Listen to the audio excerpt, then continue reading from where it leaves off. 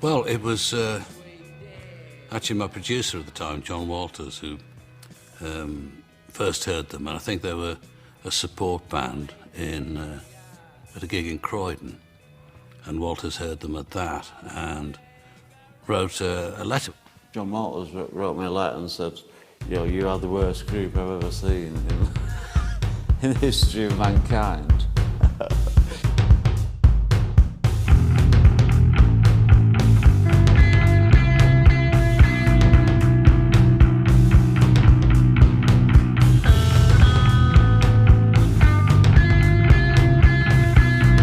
Yeah, we are the Fall and we are the best.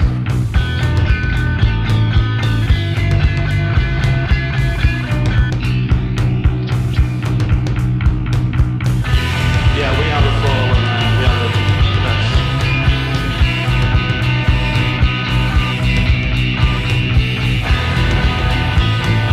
Yeah, we are the Fall and we are the best.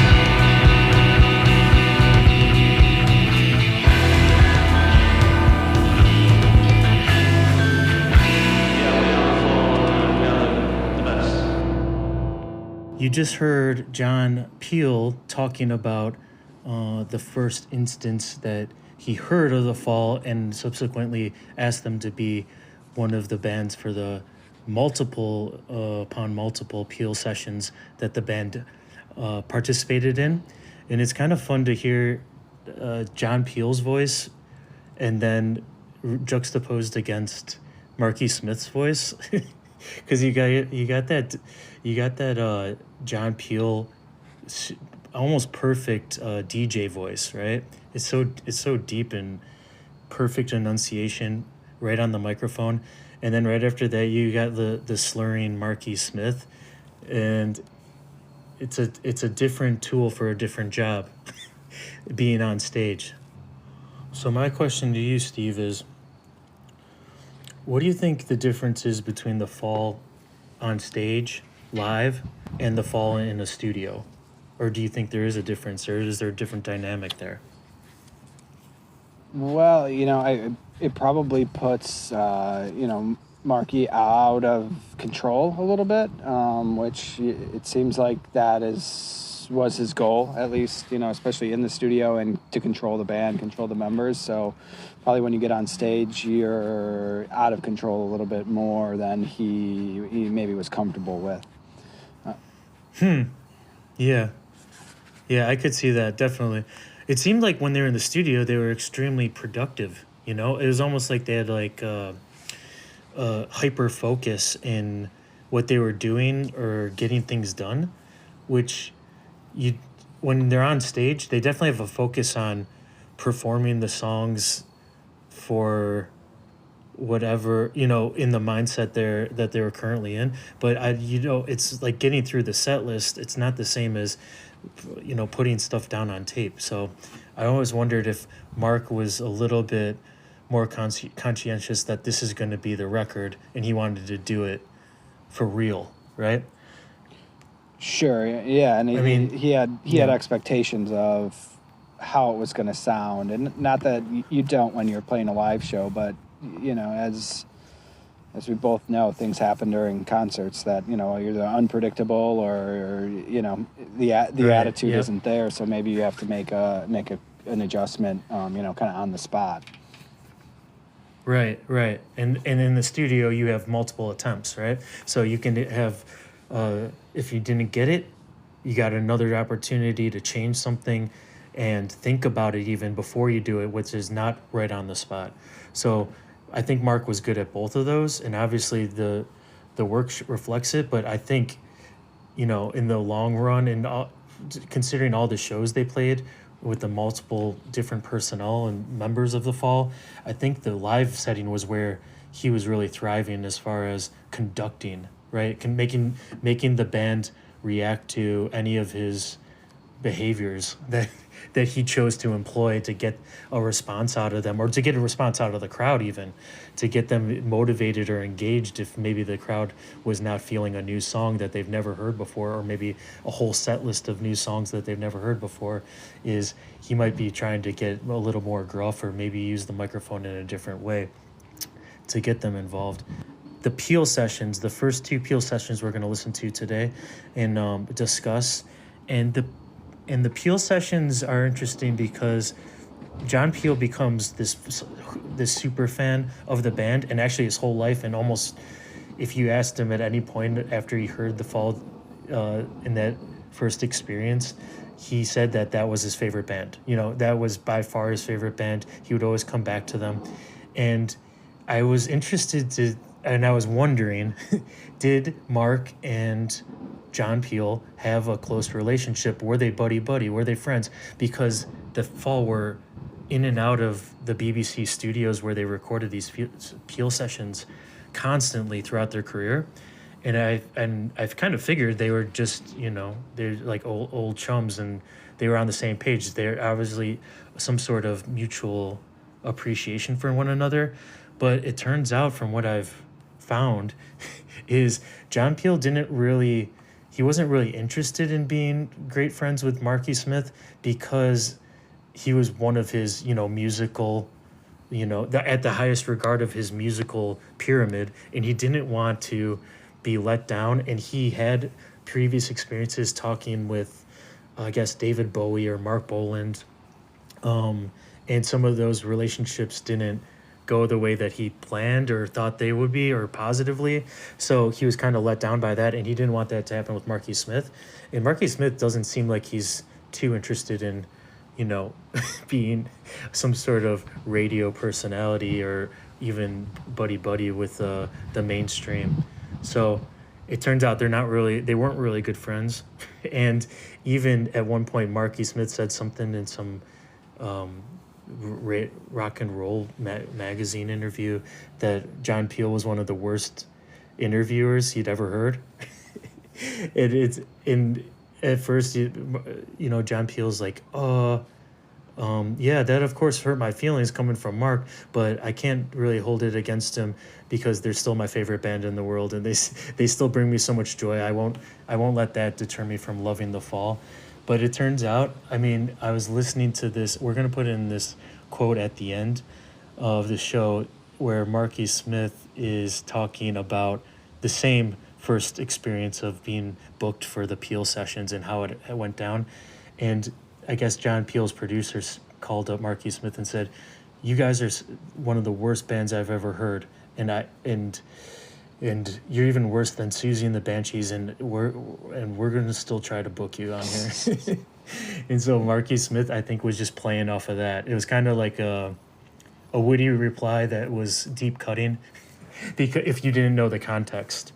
So I think in the end, they were obviously mutually appreciative, but they both helped each other out so much, as far as recognition for, John playing this group that was outsiders, and then The Fall just being John Peel's favorite is kind of a mutual kind of positive momentum for both of them. Yeah, absolutely. Yeah, John Peel was just huge in this time period to recognize music and to kind of get it out there to to a wider audience than what it was typical of the time. Yeah, absolutely. And also, John Peel was known for being the DJ that would listen to literally every single demo tape or every single album that was sent to him. And he took it as a personal honor that he would listen to it at least once. And I think of Mark almost in the same way, where Mark likes, as he puts it, he likes trash music, and John Peel is looking through the trash equally and finding those gems that might actually sound like trash music but actually have some artistic value. So I think they're both like-minded in that way. They would listen to anything, search out, try to find and uncover different sounds that were not easily recognized as being quote-unquote good. What do you know about the Peel sessions in general, Steve? Yeah, so they were played on BBC, on the radio show. I know that John Peel kind of started in that pirate radio, off the coast playing some kind of, the underground scene.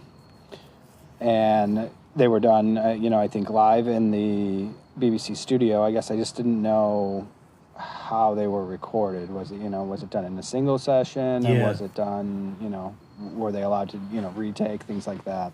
Yeah, from what I know is they were all done in basically one day. Like the band was given 1 day of studio time with the engineers, unless they had their own engineers, and producers, which actually the Fall brought their own producers for both of those, for both of the sessions that we're going to listen to.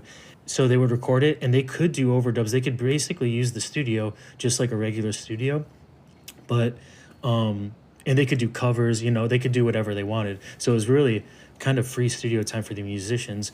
And we're going to hear the Fall do the first two sessions that they did of their multiple sessions. And it's interesting because this is from 1978. The first one was recorded in May and the second one was in November. So that puts these both right before they went in the studio for Live at the Witch Trials, which was in December of that year. And so they get a little bit of professional demos or sounds of these songs before anyone else hears them. And actually people hear them on BBC before they hear them anywhere else. And they get a chance to do it. And I always wonder, because Mark was kind of upset at the way that the Live at the Witch Trials sounded, right? Because he thought it was too clean. He thought it was too, pristine. And so I almost kind of wonder if it's because he heard the versions that they recorded in these Peel sessions, which are very much more high energy and a little bit more loose, that I think he might have been disappointed that these versions or this kind of energy was not reflected on the actual studio recordings. Okay.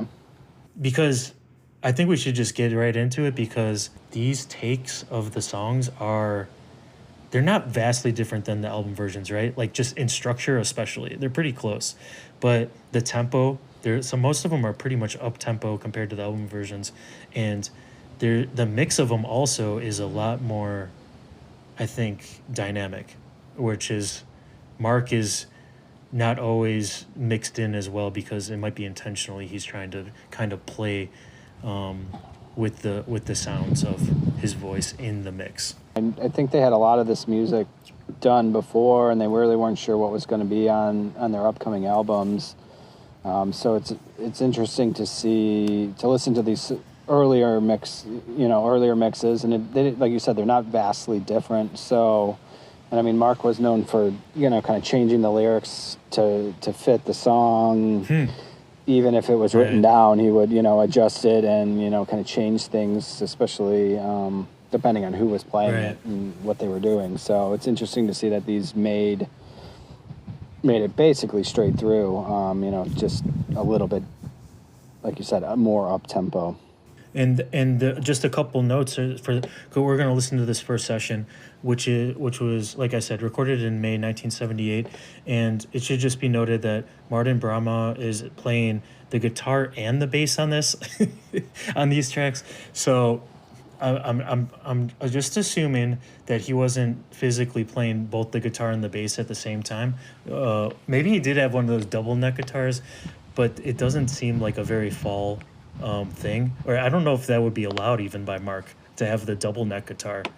That's not even going to fit in the budget, so I don't even know if that's a consideration.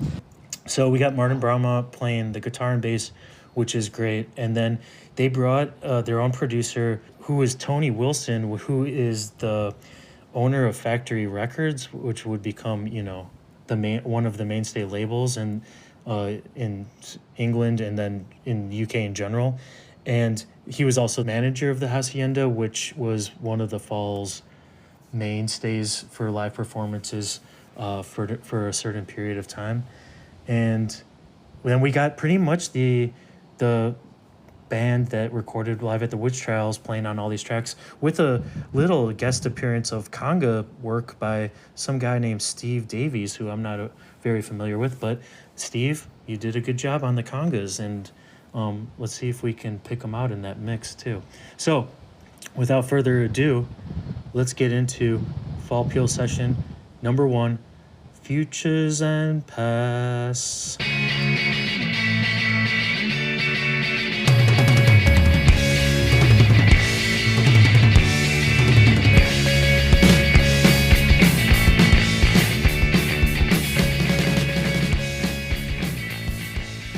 Yeah, I think it sounded clean. It was a little faster. I think Mark's, he didn't have nearly as many, yelps and moans. There's a good sigh mixed in there, but I don't think he was using his voice as much as he does, upcoming on future songs. Yeah, they mix his voice a little bit back, which I think is better. It's not right in your face. It's kind of mixed in with the band, which is a little bit more fitting for live context. But I think it just fits the fall better when his voice is a little bit muffled. And like when we're getting into the next album, the Dragnet, their sophomore release, the mix of that is, it gives it a little bit more of a band vibe. I mean, not knowing before I read it that the bass and the guitar is both Martin Brahma is interesting because it is kind of a bouncy bass line. And it's always interesting when you hear albums or even songs where the person does all the instrumentation themselves or a majority of it, and they're playing with themselves. And, it should be very much in sync because you're pretty much doing the same thing a couple times and with the same rhythm that you came up with. But I like this. I like hearing Martin's guitar in general, but then hearing him play bass with himself is really cool. He's always melodic, even if he's playing jagged jangle riffs. But hearing him on bass is extra fun because he actually brings that to the bass. It's bouncing around. It's kind of it's very punchy. It's not as thick and I will say metallic as a lot of the Fall's bass sound becomes. Where you can hear that string like vibrating. This is very much just punchy in your face. And those drums, Carl Burns drums. I don't know why they had to change it up like that, but all those drum fills are great.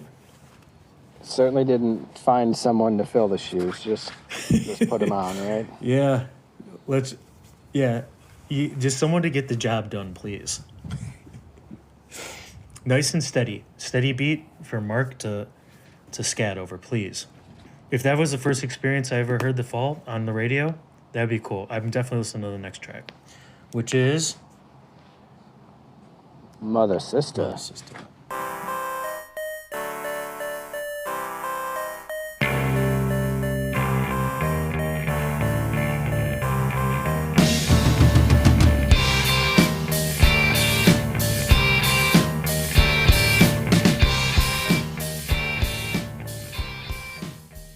Yeah, man, that was nice. I like the deep bass on that just kind of like brings the whole thing. Yeah, brings the whole thing kind of down. That's more of a bass. That's more of a bass that I'm used to the Fall, right? Not moving around too much, kind of just repetitive. But yeah, I know exactly what you're saying.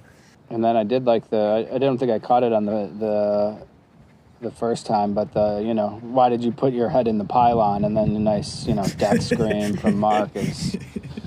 The scream is great. What I don't remember that on. Is that scream on the original? That's why I was just kind of waiting and listening. I was like, oh man, that was pretty good. Yeah, I don't remember that on the album take, but that is so. That's the kind of payoff I'm talking about. That's the kind of payoff I'm looking for from Mark, right?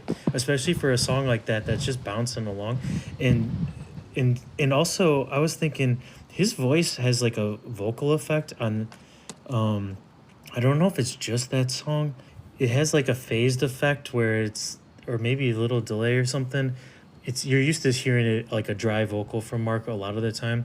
And so I like any time where they manipulate his voice. And with a scream at the end like that, that's a little bonus because it needs that texture. I gotta say in general though, Mother Sister, one of my lower favorites of not just this track list, but the the Live at the Witch Trials, but I like it on here because the keys, sound just better. They sound better mixed into the mix, but also they have like a little bit of a distortion that's more pleasing than the album version, which is kind of abrasive in a non-musical way. And I think this one, they kind of are nice. So whoever recorded it, engineered it, I think they did a much more thoughtful miking of the of the piano, which can be a little bit harsh. I did go back. Live at the Witch Trials did not have the impressive death scream. They had a kind of a dubbed, backing vocals where they both repeated the pylon, and then it was just a little scream from Mark, but nothing like you get on this session for sure. I like the backing vocals on both of these tracks, on this session in general, that Martin Brama is doing. The backing vocals are cool because he's kind of doing it like in a smooth, like a whisper, on the first track, and then on this one he's definitely fitting into the mix of the mother-sister dynamic, and then just setting the foundation for Mark to go off with the death scream. Exactly. Yeah, I don't know if Mark just got back from holiday in Spain or something where he was rolling his eyes. That was canceled. That was canceled. Canceled. He slept through his flight. That was canceled. He was supposed to go with the Bingo Master. Got canceled for both of them. That's why he felt bad. Oh, fell through. All right, I love that. Let's go into Rebellious Jukebox, and then finish it off with a beautiful industrial estate. Jukebox.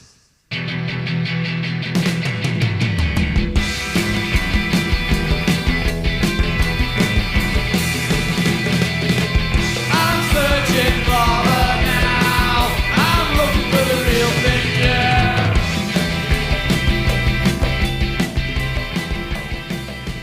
I liked how it started, with both of them, The vocals singing. Yeah, the vocals at the beginning were real nice. It had more of that communal band feel with Martin and Mark both singing and coming in pretty strong. It was that with the lyrics. It was that vocal effect too, which was with both of the voices together, and whatever vocal effects they were using. It's really it's really cool. It's a really cool dynamic where it's making the voices bounce off of each other almost. Exactly. Yeah, more of that. Maybe commercial sound or whatever. Which in the end maybe they fought that a little bit to be a little more different the way they wanted to be. Yeah, I even think it's a little bit of more weirdo like studio choice by them to choose to make the vocals. I don't know, that kind of wild and like kind of affected out, and maybe Mark went back maybe because they did that, maybe in the studio he's like, no, I want it clean, or I don't want it clean, but I want to hear my voice just straight, like I want it to sound like we do on stage, which is exactly what they in the next session they use Bob Sargent as the producer. So this might have been a production choice, which was Tony Wilson, which is different than the guy that they got to do the record. So they might have like heard this session and be like, that's good for that session or whatever, but moving forward we got to go a different route, or we've already done that. Also, did you notice that in this song the guitar is like in the left ear, pans to the left, and then the keys are on the right side, and it's really nice hearing Martin Brama strumming and then doing the little Rebellious Jukebox single note riff, and then hearing that buzzy keyboard in the right side. It really fills up the space nice. And then you get, of course, Carl is, those drums can fit anywhere, so it kind of makes the drums almost lets them walk around the room with you. Honestly, these takes are really good, and I kind of wish they'd used something like this on the album. Sure, yeah. It seems like they rebelled against this, right? It didn't sound like this going forward, even though it is nice for sure. Yeah. And it could have been for any number of reasons, right? Because, I mean, they only had one day in the studio, so what are they going to do? Make sure everything is clean so that they get at least some sort of recording that's usable, right? They're not going to go off. They're not going to actually do that many overdubs either, or even adding effects, because they only have one day recorded everything. They have one day to mix everything. They don't have time to experiment. No, and they may not have as many options, right? You know. I'm sure they got to pick what they wanted, but it was BBC Studios, and you know, whether it's the worst band they ever heard, they still have to put out something that aren't going to get a lot of calls. The calls the next day, right? Like, what was that trash you played? That's a good point. I do wonder how many, like, after this session played, how many calls were negative calls of John, what are you doing? John, I know you're a pirate radio head, but you're giving us stuff that you're making my grandma cry, you know, in the front. Yeah, or exactly. Yeah. Or mom's calling in. What are you presenting to my child here? Yep. And John Peel's just like, I've heard a lot of garbage, and this is not it. This is not even close to the garbage that I've listened to in my car driving to work or whatever. And then let's wrap it up with the last track, which is Industrial Estate.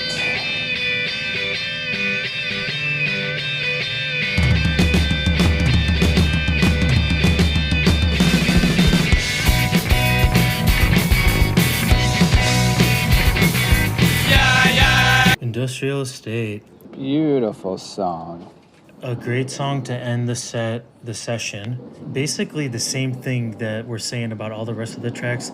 Those backing vocals with Mark, I mean, Mark was really missing out. I think when Martin left the band, I think Mark, this might be, you know, we might be reading into it too much, but when Martin left the band, that might have really, really hurt Mark hard, where all of his decisions were kind of fucked up after that. Or even like made in fear, or like protectionary fear, right? Where you're like, well, fuck, I can't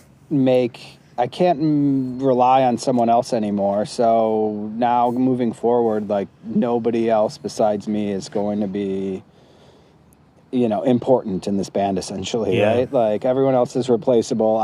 We'll carry on the fall. You know, me and your granny can be the fall. It doesn't matter to him, because it did seem like Martin kind of left without, against Mark's wishes, right? Like, it wasn't like he fired him like he likes to do, but he made that choice to leave. Right. He didn't have exactly. Like, Mark almost didn't have a reason why Martin could or would be able to leave, right? But his own his own actions and behavior with his partner Kay, forced Martin to be feel like he couldn't work in that environment.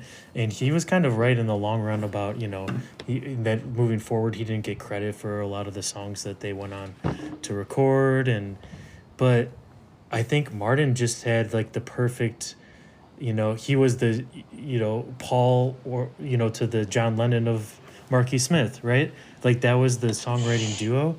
And they would, even Martin would talk about how he would come up with all these riffs, and they would change subtly with Mark adding his lyrics, right? And so they were like, and they would turn into something that was further elevated because of the collaboration, and which all collaboration should be. But I just think that, the guitar on this, as usual, so good.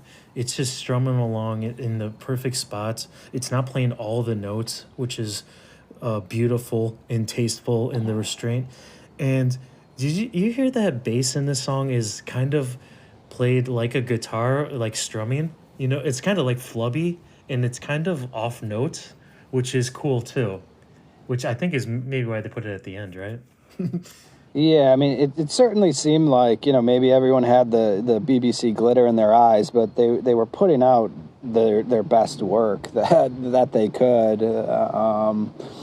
And, maybe, that could have been part of the strife between the two of them, is if Martin was like, man, that BBC session was awesome, and then Mark said, oh, no, it's shit, we're going to not do any of the cool things that we did there, where, actually, I hated it, and we're not doing any of it. And then you're like, well, fuck, okay. I guess if that's how you feel. I could easily see that.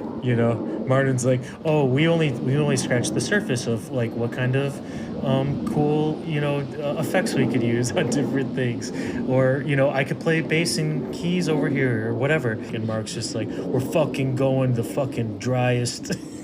We're fucking my voice in the front. We're gonna get these down. This is lyrics, and if you choose to play, great. Otherwise, we'll figure it out. I don't care. It's gonna have the name Smith on the record either way. Oh man. Yeah, don't backtalk me, or I'm taking you off the credits. Mm-hmm. Yeah. And or I forgot, or I chose to forget. Yeah.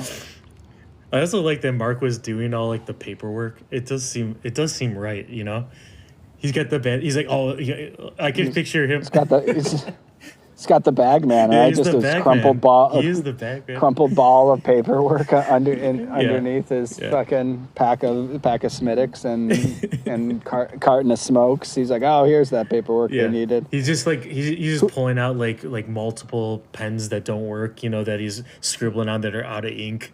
He's like, oh, I got this. I can't let these fucking musicians fill out forms. They don't even know how to read.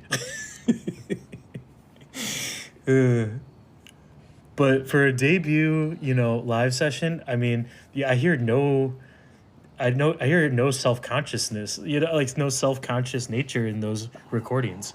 Like they really did whatever they felt. Like they didn't even try to do anything different. It's almost like they went even further and taking it, try to elevate it for a population to, wrap their minds around. Should we jump into the second fall session? Yeah, let's do it. Peel Sessions 2 in 1978 for the fall. It starts with the track Put Away, which is the last song on Dragnet, which is the sophomore album. And this is actually the only track not on Live at the Witch Trials, but it shows that they had this track for a while, right?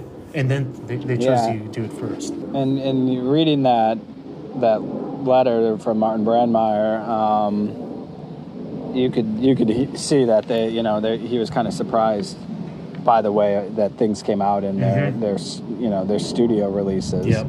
So I assume that, and I think it might be known that the fall had a bunch of songs, right?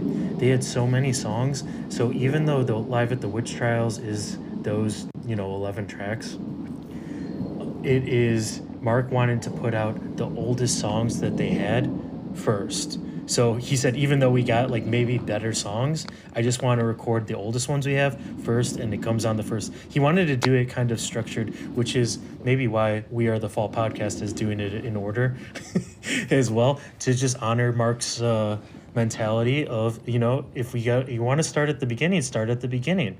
I'm going to give you the stuff that started at the beginning, and the oldest tracks are coming out first. And then he slowly started to get a little bit more flexible and try to, he would work in some newer songs and then some even older songs into later recordings. But most of these songs, so after Put Away, which is on Dragnet, the rest of the songs are another batch of Live at the Witch Trials, bacon in the oven, ready almost to be brought into the actual studio with Bob Sargent. And before we start, it should be said that so Tony Wilson is not the producer on this little session, but it is Bob Sargent who they later would bring into the Live at the Witch Trials, and as their producer in that one. And we should also mention that your boy Mark Riley on the bass in this one. So Martin doesn't have to be knocking out all of the stringed instruments in the session. Mark Riley is on the bass, laying it down as only a good guitar player would do on a bass. Put away.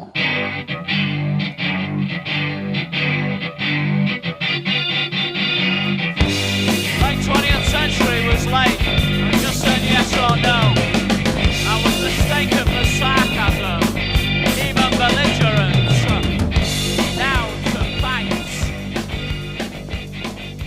Putting me away, but I'll be back someday. So Put Away, leading it off, the second section. I think we can probably save the discussion of maybe the meaning of this song or what we think it's about for the album dissection of the Dragnet. But there are some interesting lyrics that are in this one that are not in Dragnet.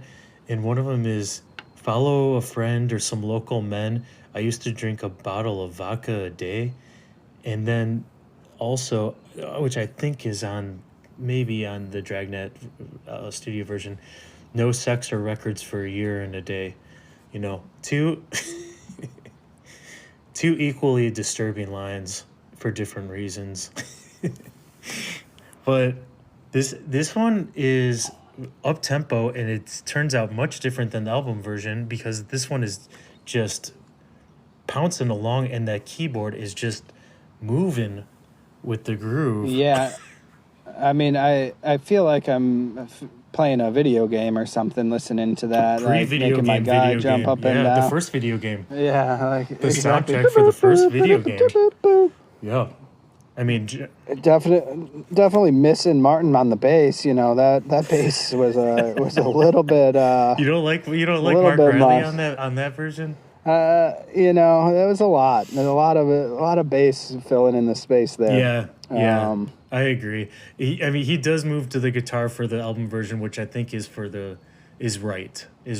I think he brings more to it as the guitar version, as the guitar player for this type of song.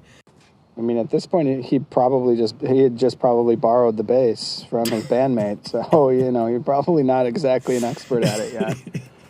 Yeah, that's true. He's still getting into the groove of the bass. You know, 2 less strings, thicker strings. It's a little bit of a learning curve. All right. How much should I let it vibrate after I pluck it? If you're in the fall, you let it vibrate until you hit the next note, right? You just let it fill up that whole thing. You hear that string just vibrating throughout the whole song. And you only have to play one string, to be honest, if you're in the fall. If you know what's right for you. Just the big one. Yeah, don't complicate things. Yeah, it's an interesting version of it. I like that they let off. And also, I'm wondering, too, did they have even any sort of... I kind of assumed they had input on what the track order would be, but if it's on John Peel's show, he could, I'm guessing as a DJ, he just played whatever, but it would be interesting if we could hear like the actual, you know, the radio show that day, if he played them all together, if he played individual tracks and then kind of gave a little spiel, or if he like even split them up and spaced them out in the set list of the playlist of that day. I don't know. Yeah, were the John Peel sessions only them, or was he mixing in other music? So I think he just played one John Peel session per show. You know, so if you played like, okay, tonight we have The Fall in studio, he would play it like that, you know? So he would play all of the tracks from their studio session and just theirs. And then... Sure. And then, of course, other kind of just actual records that he would be spinning. But I just wonder if he worked him into the playlist in a full set. I kind of assume he just let it, like, ride, you know, front to back. He would play 4 songs from, you know, whatever band was having the session. Which honestly is a great number. You know, you get a real feel about 3 tracks. You can get a good idea of a band, but 4 tracks you kind of get the, you know, a full auditory idea of what the band is capable of. You know, because every band is probably going to do their song that they think is going to get across well poppy or catchy. Their one song, I mean, if it's on the radio, we're not talking about experimental stuff, but the Fall are kind of on the edge. Like the catchy one, the quick one that's up tempo, and then of course a slow one, or maybe for the Fall, more of a repetitive droning type of a song. And then your fourth one is usually going to be the one that tells you what the character of the band is, which is if they do another fast one, then you say, okay, I get it. This band is more about the up-tempo ones. The outliers are the slow ones. Or if they do, like the Fall are doing, just a bunch of weird shit, you're like, okay, I get it. Because we're going to go into Mess of My.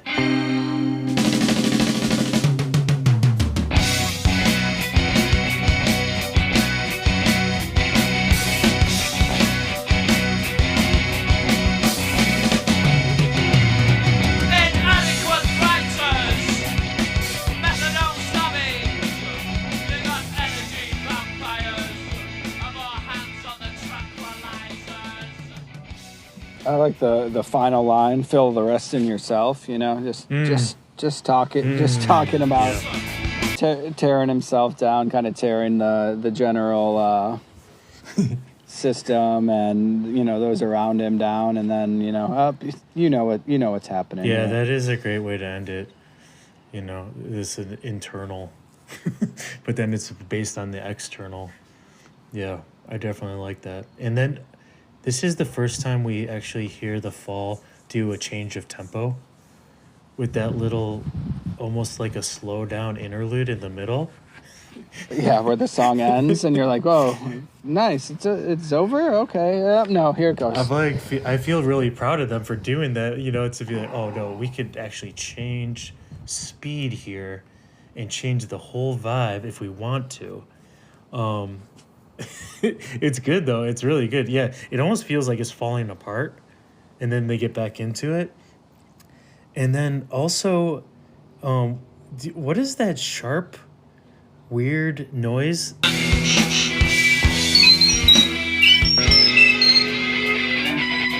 Did you catch that? That's in this track? Yeah. It's almost like an R2-D2. It's like R2-D2 sound effect, sharp noise in there. Is Mark a big Star Wars fan?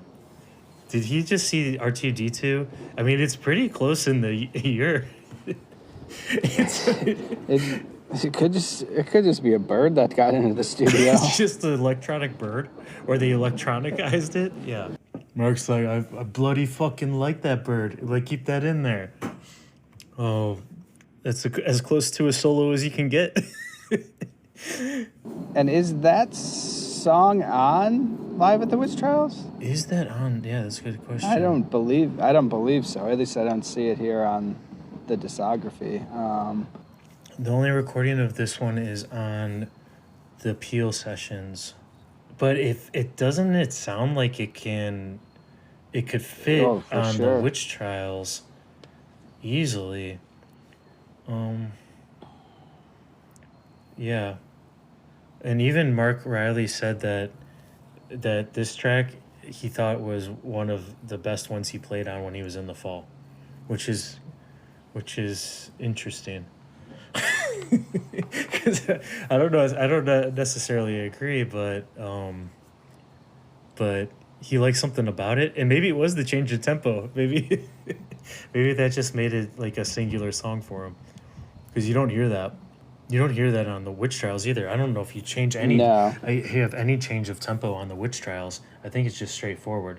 The only close one you have on Witch Trials is that Crap Rap 2 and Like to Blow. It's kind of, that's two different songs that they put together, so it's not the same as having one song that changes. No, I mean, Mark definitely just ends the song and starts a new one versus have anything interesting happen. Yeah. Okay, so we get a couple fresh cuts off of that, but for the average listener back then, they don't know the difference of any of it. They just know that it's a band called The Fall. So I think we just got to visit our old friend, before we wrap up this session, our good boy, John Keys. He's not having a good Christmas. Maybe in this version he has the best Christmas he's ever dreamed of. Rocket on the show. Did you know the X in Xmas is substitute cross for Christ? A one, a two, a 1, 2, 3, 4. No Christmas for John Keys. No Christmas for John Keys. No Christmas for John Keys. No Christmas for John Keys. It's it is a lot of noise in that one. Definitely kind of makes you not sure what's happening, right? I mean, I think all the instruments are on top of each other a little bit. Yeah, they're like climbing up. They're climbing to get out, you know?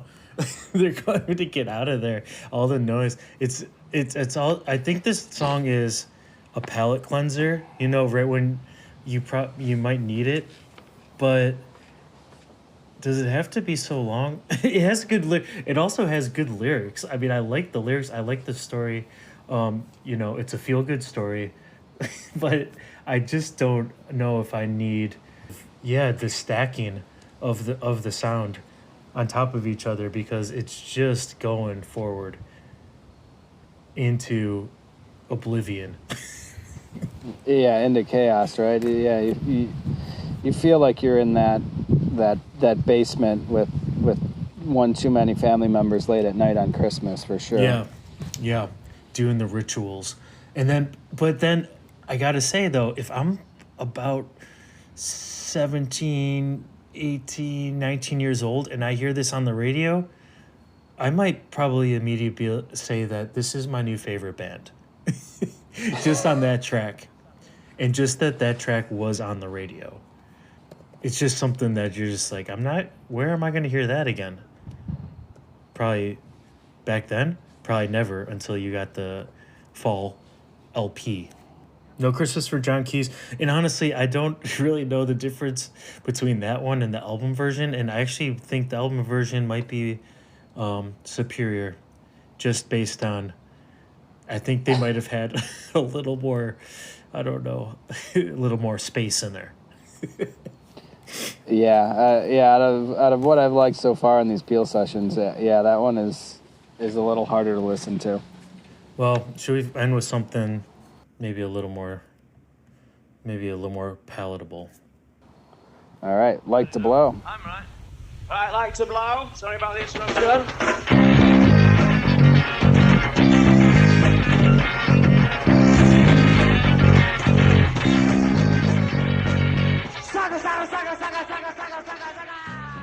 A little taste of the witch trials to come. This one has the backing vocals where they're singing like the chorus together, and it gives it like a little bit more of an edge to it, which I really like. But whenever I hear this song, it's elevator music, and not like traditional elevator music, but elevator music like you're going someplace that's off kilter, like almost like, I feel like it's almost a circus like too. So almost like you're taking an elevator to a job interview at some sort of amphetamine circus. That I don't know what you're gonna do there, but you're trying to get this job, and on the way up you're listening to Like to Blow on this little speaker too. This little shitty tiny speaker that's just in the ceiling of the elevator, and you know that this interview is gonna probably not go very well, but you know that you're gonna meet some characters along the way. What kind of what kind of vibe do you get from this? I mean, I was just wishing they played Crap Rap 1 Instead? before it. Oh, to tack it on. I want Crap Rap 1 move into Like to Blow. You know, I still want to know. I heard Crap Rap 2, but how do I know if it was better? This would be the perfect place to put the Crap Rap number 1 as a little John Peel gift. You know, thank you, Mr. Peel. Thank you for having us. We're going to give you something that will never be seen or heard again, and that is Crap Rap number 1, which is a beautiful piano concerto by Mark that he'll play solo, ballad. We hope you enjoy this, Mr. Peel. Thank you for having us. This is our little gift. He obviously, John did enjoy it. We'll be back with him again. There's 24 sessions of John Peel in the fall, the most recorded out of any other band. So he obviously heard something he liked. 24 sessions. Wow, 24 sessions times 4 songs, 96 songs. 96 songs recorded, and they're playing songs that weren't necessarily on albums or would never actually. We just heard a song that would never be on an album. So you think about how many more tracks that that they had at their disposal to work from. That's unbelievable. Well, with that sound of Mark coming into the room to demand the rating be laid before him, what do you feel about the first 2 John Peel sessions together? What would you like? Actually, I should ask you before you give them a ranking together. Which one of these sessions would you take as your as the one that you're going to take away from here? Session number 1 for sure. I think those are probably better than, like we said earlier, better than what they actually put down into a studio album.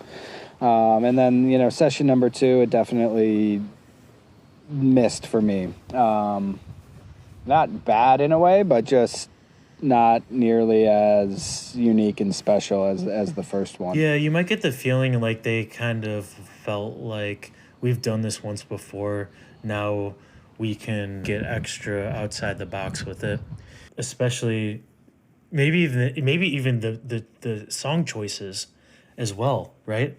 Choosing these songs just to say, let's see what kind of stuff that the BBC will play on the radio, because No Christmas for John Keyes had to go through a probably some sort of screening process of censorship, and maybe that's even where he changed the name. Maybe he changed the name so that it would get on the radio and it moved forward like that. That would be interesting too.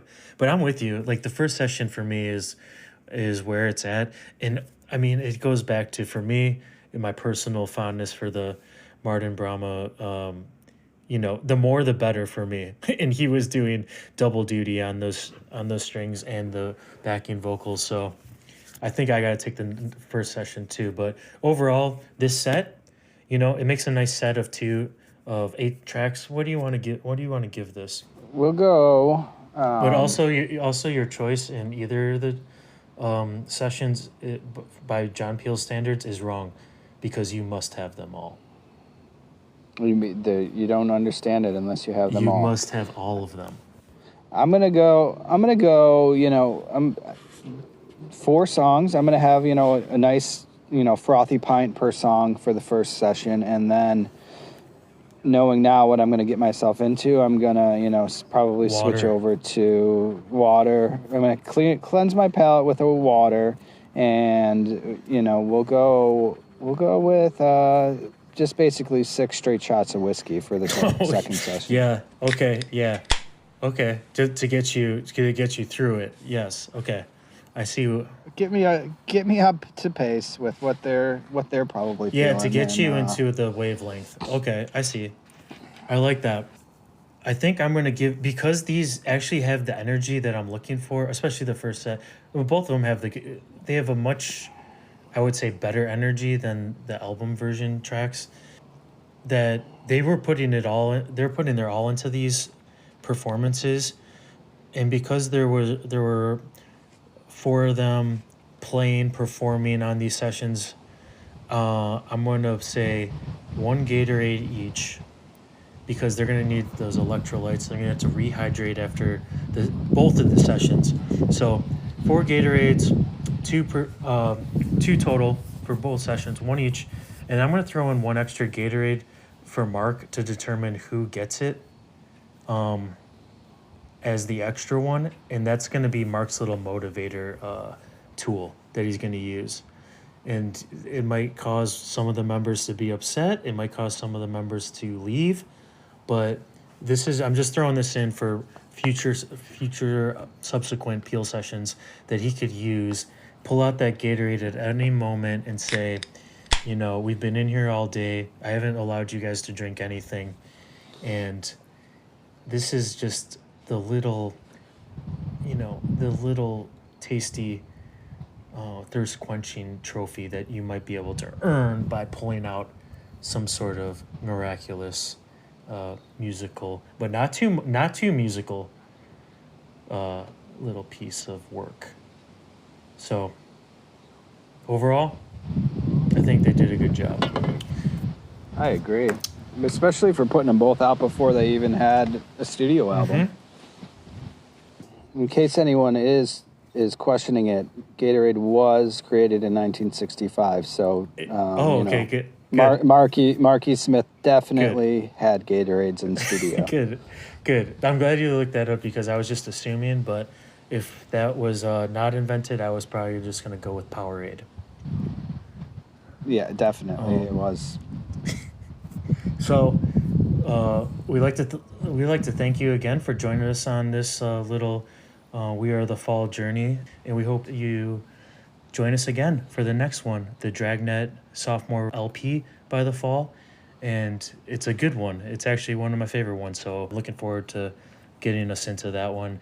And if you can go on to We Are the Fall Pod social media sites and follow us and give us a rating, that's cool, and you'll get all the update, or even go on our Patreon and join for free and get all the podcasts streamed right to your home, which is just what Mark wanted. All the social media followers that he could get. We are the fall. And we are the best. He said you were the worst tuneless rubbish I've ever heard, even worse than Susie and the Banshees. This is what he wrote. You were even worse than Susie and the Banshees. I didn't believe it was possible. He said, please do a session.